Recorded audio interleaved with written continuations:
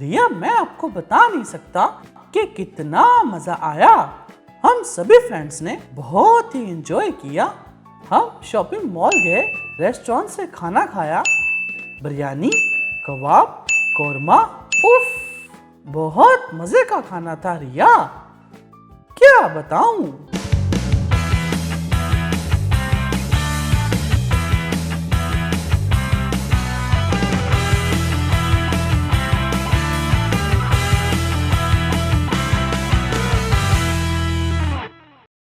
क्या बात है रोनी, आपके तो मजे हैं। सो तो है। और रिया, हम समंदर सीवियों पर भी गए।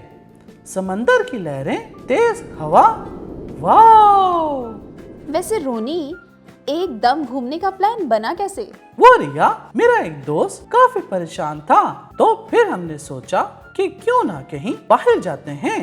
सारे काम छोड़कर कुछ टाइम साथ बैठेंगे और बातें करेंगे तो सब अच्छा हो जाएगा। तो क्या फिर सब कुछ अच्छा हो गया? हाँ, बिल्कुल हो गया। वैसे रिया, ये आपके बहुत ही समझदार भाई रोनी का ही प्लान था। क्या बात है रोनी, आप तो बहुत ही समझदार नहीं हो गए। शुक्रिया शुक्रिया, थैंक यू। तो रोनी, क्योंकि आप बहुत ही समझदार हैं, तो क्यों ना आपको एक बड़े काम की बात बताऊं? ओ, जरूर।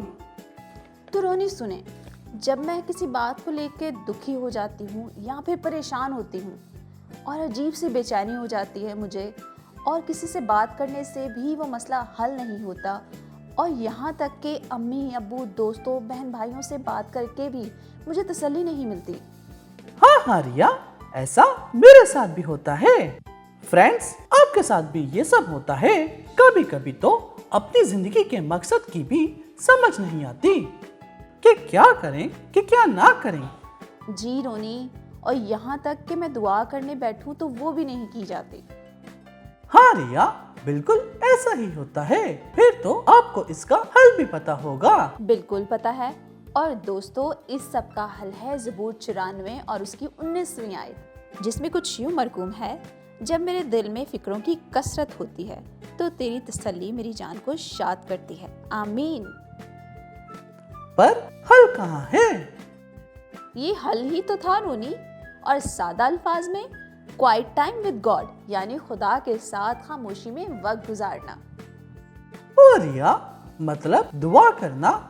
हाँ रोनी, ये दुआ जैसा ही है, मगर क्वाइट टाइम में हम बात भी ना करें और खामोशी से खुदा के हजूर बैठ जाएं तो काफ़ी है, क्योंकि रोनी, ऐसा करने से हम खुदा की आवाज़ को सुन सकते हैं। खुदा की आवाज़? रिया, वो तो बहुत मुश्किल है, क्योंकि बहुत दफा जब हम दुआ में बैठते हैं तो कभी कोई डिस्टर्ब करता है, कभी कोई, कभी मोबाइल के नोटिफिकेशन, कभी कॉल्स। उफ, मेरे लिए तो बहुत ही मुश्किल है। क्या करूं रिया? ये तो आपने बिल्कुल ठीक कहा रोनी, आप खुद ही इतना शोर करते हैं तो आपको खुदा की आवाज़ कैसे सुनाई देगी? Very funny. अच्छा ना रिया, अब मेरी और मेरे तमाम दोस्तों की मदद भी कर दें। तो दोस्तों, अगर आप भी रोनी की तरह अपने शोर की वजह से खुदा की आवाज़ नहीं सुन पा रहे, तो आपको फिर चंद बातों का ख्याल रखना होगा। रखूंगा रिया, आप बताएं। तो फिर गौर से सुने रोनी। पहला, एक मखसूस जगह। तो हमें किसी ऐसी जगह का इंतखाब करना होगा जहां हम खामोशी से खुदा के साथ वक्त गुजार सकें, और उस जगह पे आपको अच्छी रोशनी की ज़रूरत होगी, और एक अदद मेज़ की, जिस पे आप अपनी बाइबल मुकद्दस और अपने नोट्स रख सकें, और कुछ चंद किताबें। और याद आया रोनी, आप नीचे भी बैठ सकते हैं। लिखते जाओ रोनी, लिखते जाओ। दूसरा, मखसूस वक्त। आपको एक ऐसे वक्त का इंतखाब करना होगा जिसमें आप तसल्ली से और इत्मीनान से खुदा के साथ वक्त गुजार सकें, और ज़्यादातर लोग सुबह का वक्त चूज़ करते हैं रोनी, और कहते हैं बड़े म्यूजिशियन किसी भी प्रोग्राम के आगाज़ से पहले अपने तमाम साज़ों को ट्यून करते हैं, ना कि उसके बाद। सुबह के वक्त अगर मुश्किल हो जाए तो कभी भी खुदा के साथ वक्त गुजार सकते हैं। वो तो हर वक्त मिल सकता है। शुक्र है रोनी, आपको टाइम पे याद आ गया। और अब तीसरी बात है मखसूस प्लान, यानी प्रॉपर प्लान। रोनी, क्वाइट टाइम का आगाज़ छोटी सी दुआ से करें और खुदा से कहें कि वो अपने कलाम के ज़रिए से आपसे बात करे। और रोनी, फिर बाइबल मुकद्दस को पढ़ना शुरू करें। वक्त लें और गौर करें कि आप बाइबल मुकद्दस में से क्या पढ़ रहे हैं, और जो आप बाइबल मुकद्दस में से पढ़ रहे हैं खुदावंद से उसके बारे में बातचीत करें। और दोस्तों, इसका मतलब ये नहीं आप खुद ही सारी बातें करते जाएं, बल्कि ज्यादा से ज्यादा वक्त खुदा की बात सुनने में गुजारें। क्या बात रोनी, आपने तो कमाल कर दिया। शुक्रिया, आदाब, मेहरबानी।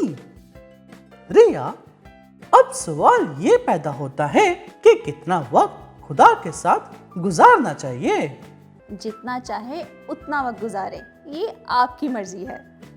वाह रिया, ये तो ठीक वैसे ही है जैसे आप अपने दोस्तों के साथ वक्त गुजारकर अच्छा महसूस करते हैं, बल्कि उससे भी अच्छा, क्योंकि दोस्तों को भी जब तक बताओ ना वो नहीं समझते, ना ही माँ बाप, लेकिन खुदा तो सब जानता है। बिल्कुल ठीक कहा रोनी आपने, तभी तो यीशु मसीह हमें अपने दोस्त कहता है। थैंक यू रिया। अब से मैं भी खुदा के साथ खामोशी में, क्वाइट टाइम में वक्त गुजारूंगा, ताकि खुदा की आवाज को सुन सकूं और अपने दिल का बोझ हल्का कर सकूं। वैसे रिया, आज तो आपने कमाल कर दिया। सारा काम छोड़कर आपने इतनी बातें की मेरे साथ और मुझे इतना कुछ बताया। So nice of you Riya, thank you. Most welcome Ronnie, लेकिन आपकी जानकारी के लिए बताती चलूं कि मैंने अपना सारा काम खत्म कर लिया है और अब बस आपका काम बाकी है। हैं? काम? इसमें कौन सी बड़ी बात है? आपका भाई जीनियस है, एकदम चुटकियों में सारा काम खत्म कर दूंगा। ये तो बहुत अच्छी बात कही रोनी आपने, बस ये चुटकियों में ये सारा काम खत्म कर लें आप। मुझे चक्कर आ रहे हैं, मैं बेहोश हो रहा हूँ। ओहो, इतनी देर हो गई, अभी तक अमजद भाई नहीं आए। ओह हाँ, उन्होंने कहा था कि आज वो थोड़ा देर से आएंगे।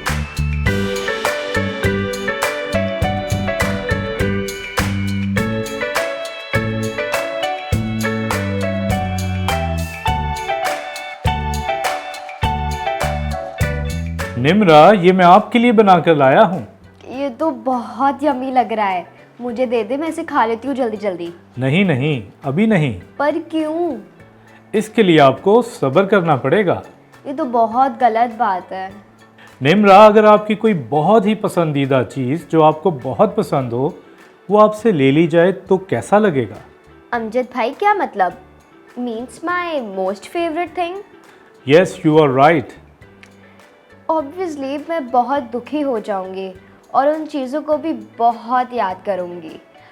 लेकिन अभी मुझे ये बर्गर दे, मुझे सब्र नहीं हो रहा। निम्रा, ये आपको मिलेगा मगर अभी नहीं। तो क्यों ना हम पहले अपने दोस्तों से पूछ लें कि वो क्या करेंगे। हेलो फ्रेंड्स, जैसा कि आपको मालूम है कि मैं और अमजद भाई क्या बात कर रहे हैं, तो अगर आपकी कोई फेवरेट चीज़ गुम हो जाए तो वैसे शायद अमजद भाई मैं किसी से भी बात ना करूं और शायद खुदा से भी नाराज़ हो जाऊं। निम्रा, हम सब शायद ऐसा ही करते, लेकिन मुझे खुशी है कि आपने ईमानदारी से जवाब दिया है। तो बताएं अमजद भाई, ऐसे में क्या करना चाहिए? निम्रा, इस सवाल का जवाब आपको आज की स्टोरी में मिल जाएगा। ऐसा है तो चले फिर कहानी शुरू करते हैं। फ्रेंड्स, मैं तो बहुत एक्साइटेड हूँ। तो चलें फिर शुरू करते हैं। आज के सेगमेंट हीरोज ऑफ फेथ में हम जानेंगे अयूब नबी के बारे में। अयूब नबी? जी, मैंने इनका नाम सुना है, पर मुझे इनकी कहानी सही से याद नहीं है। कोई बात नहीं निम्रा, अयूब एक बहुत ही नेक और परहेजगार इंसान थे और खुदा ने उसे बेशुमार नेमतों और बरकतों से नवाजा था। फिर तो वो खुदा से बहुत खुश होंगे। जी जी, उनके पास हज़ारों मवेशी और बहुत सारे खेत और बहुत सारी ज़मीनें, और वो एक खुशहाल घराना था। वाह, अयूब तो इस वक्त के मिलियनेयर होंगे। सो तो है। और एक दिन शैतान खुदा के हजूर हाजिर हुआ और खुदा ने उससे पूछा, क्या तूने मेरे बंदे अयूब को देखा है कि उसकी मानित ज़मीन पर कोई और इंसान नहीं जो रास्तबाज और खुदा से डरता हो। अमजद भाई, याद आ गया। फिर शैतान ने खुदा से कहा कि अगर अयूब पर मुसीबतें आए तो वो अपनी ईमानदारी छोड़ देगा और खुदा की इबादत नहीं करेगा। वाह निम्रा, शाबाश। खुदा ने शैतान को इजाज़त दी कि वो उसे आजमाए, मगर वो उसकी जान नहीं ले सकता। तो सबसे पहले शैतान ने उसके मवेशी और उसके खेत तबाह कर दिए और उसकी सारी ज़मीनें बर्बाद कर दी और उसके हज़ारों मवेशी मर गए। दोस्तों, आप सोच रहे होंगे कि ये तो बहुत बड़ा नुकसान है, लेकिन ये तो कुछ भी नहीं। इसके आगे जो हुआ वो बहुत बुरा था। ठीक कहा निम्रा आपने। एक दिन अयूब के तमाम बेटे और बेटियां अपने भाई के घर पर जमा थे और एक जोर की आंधी चली और वो घर गिर पड़ा और अयूब के सारे बच्चे मर गए।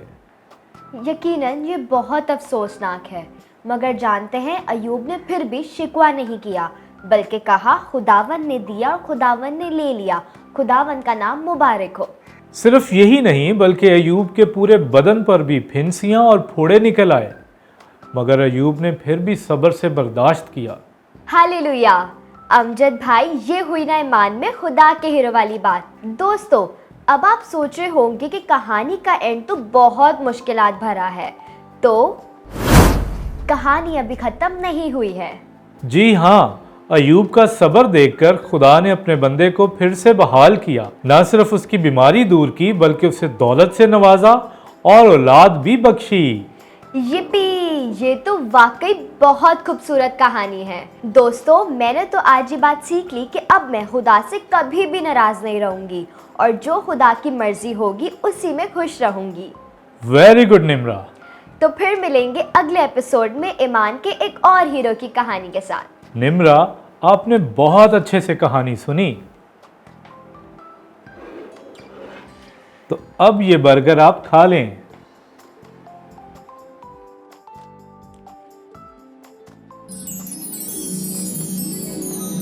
ये तो वाकई बहुत मजे का है अमजद भाई। Friends, don't forget to like and share this episode. Bye.